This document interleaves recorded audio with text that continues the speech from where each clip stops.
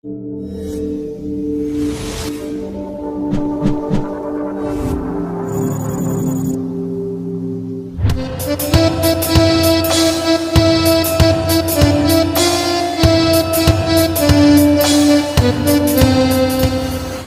हम लोग एक नए टॉपिक पर बात करने वाले हैं भारत के संविधान और भारत के कानून संहिता के संदर्भ में।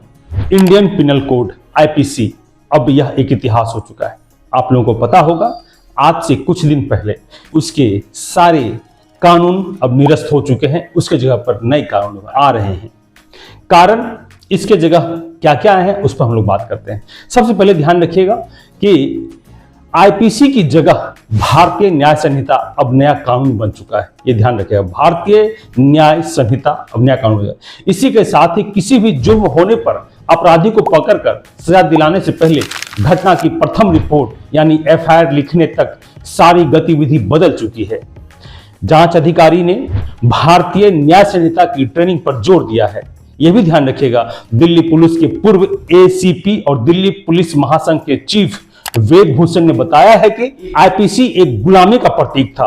अंग्रेज शासित भारत में उसका आगमन हुआ था, इसीलिए इंडियन पिनल कोड को अब निरस्त कर दिया गया है और उसके स्थान पर भारत न्याय संहिता बतौर विक्टिम फ्रेंडली बनाया गया है। ये बहुत इंपॉर्टेंट है, इसे भी ध्यान रखिएगा।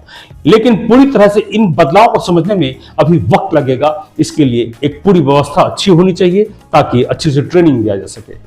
इसी के संदर्भ में अब हम लोग बात करेंगे कि ये 3 कानून कौन हैं जो नए आए हैं और उसके किसके जगह पर नए आए हैं। सबसे पहला याद रखिएगा, भारतीय न्याय संहिता, ये आईपीसी के जगह पे आए हैं। भारतीय नागरिक सुरक्षा संहिता और तीसरा भारतीय साक्ष्य कानून। ये तीनों कानून जो हैं याद रखिएगा, औपनिवेशिक काल के 3 कानून। औपनिवेशिक काल का मतलब क्या हुआ, अंग्रेज शासित भारत के 3 कानून की जगह पर ये 3 कानून आए हैं जो मैंने बोला अभी। और कौन से कानून हटे हैं तो याद रखिएगा, जो हटे हैं सबसे पहला है उसका नाम भारतीय दंड संहिता आईपीसी। दूसरा कौन हटा है, दंड प्रक्रिया संहिता। और तीसरा कौन हटा है, 1872 के भारतीय साक्ष्य अधिनियम। इसी तीनों की जगह पर वो 3 नए कानून आए हैं जो मैं पूर्व में अभी ऊपर में नाम लिया है।